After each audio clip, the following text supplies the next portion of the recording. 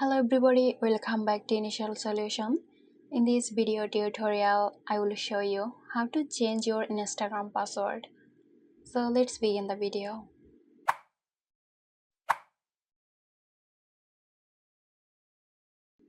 Open the Instagram app and log in if you haven't already. Now go to your profile by tapping the profile icon at the bottom right.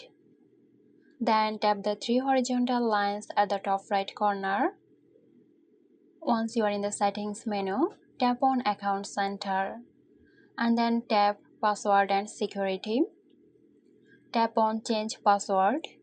If you are logged into multiple accounts, make sure you are selecting the correct account for which you want to change the password.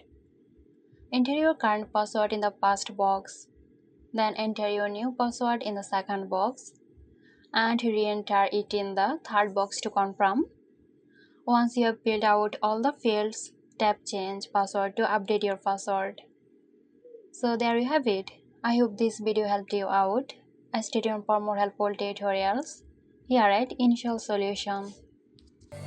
This video is sponsored by Zerosoft. Zerosoft offers graphic design, UI UX design, digital marketing and web development.